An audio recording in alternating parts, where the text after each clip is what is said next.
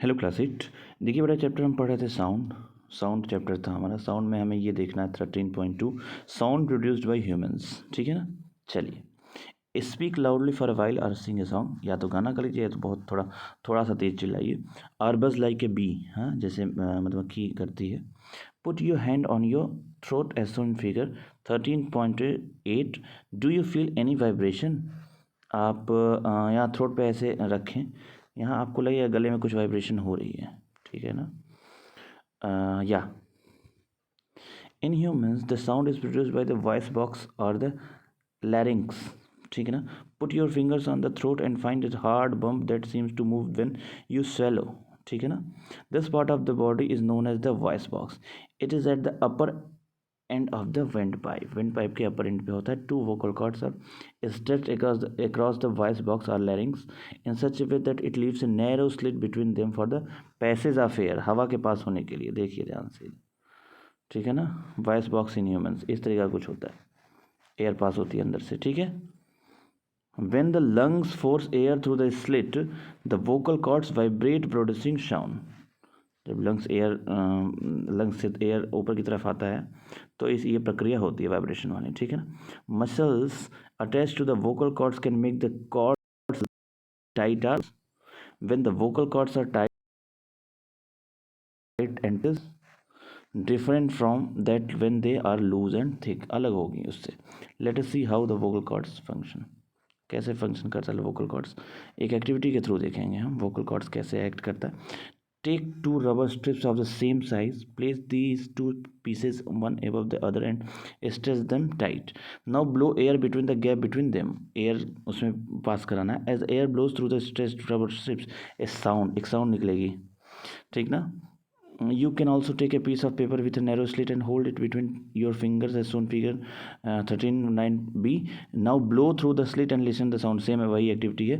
Our vocal cords produce sound in a similar manner। ये देखो इस तरीके का बीच में जो एयर जाएगी यहीं से फिर साउंड प्रोड्यूस होता है।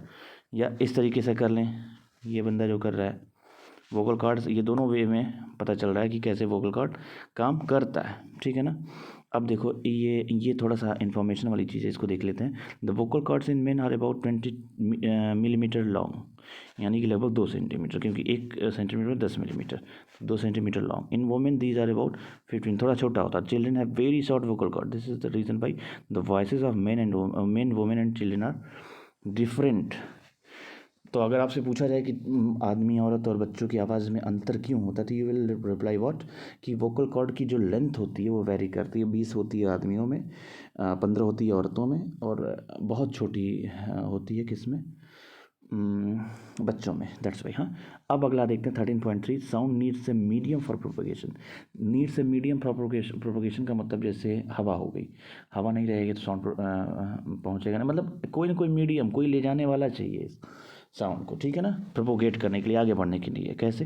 When you call up your friend who is standing at a distance, your friend is able to hear your voice. वो सुनता है। How does the sound propagate और ट्रेवल टू हर, उसको उसके तक आवाज़ कैसे पहुंची। 13.7 एक्टिविटी देखते हैं।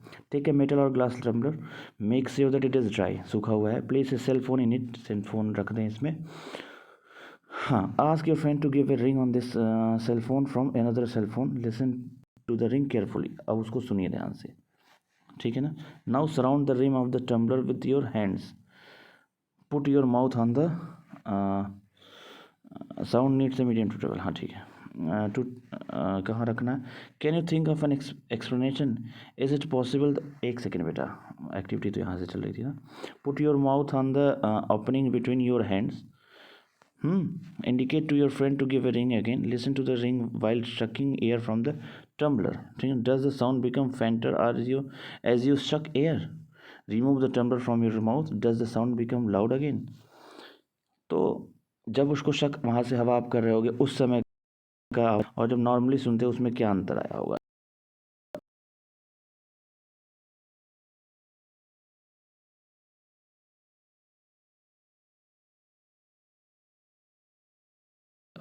करने के लिए साउंड को। ठीक है।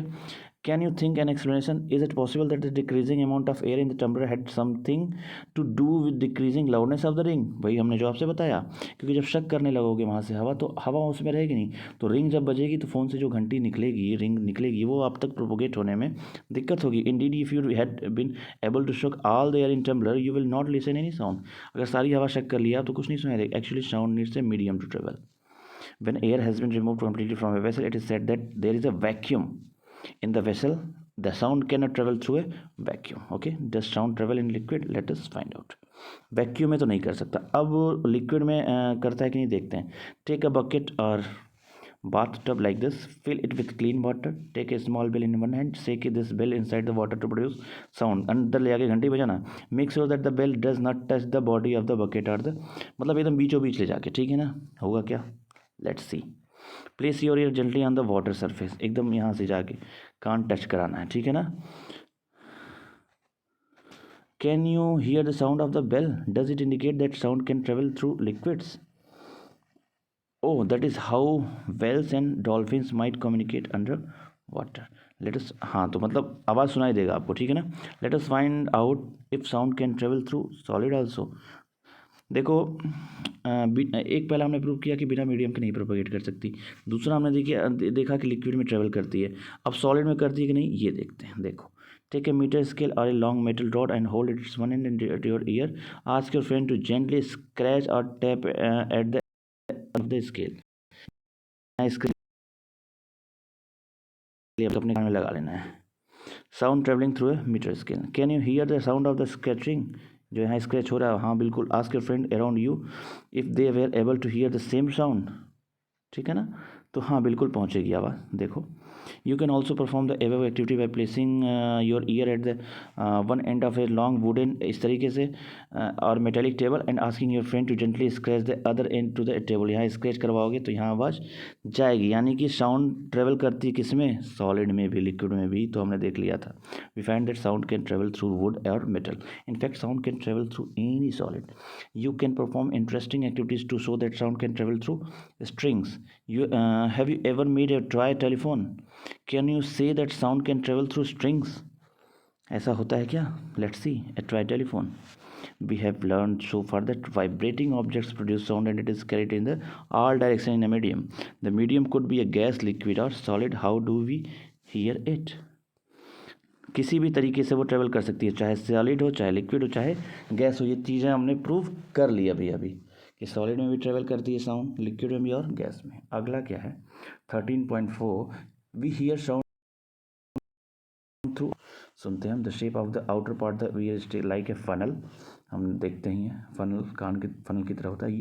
When sound enters it travels down a canal at the end of which there is a thin stretch membrane. नीचे मेम्ब्रेन होता है अंदर जाके. It is called what? Eardrum. क्या बोलते हैं इसको? Ear drum.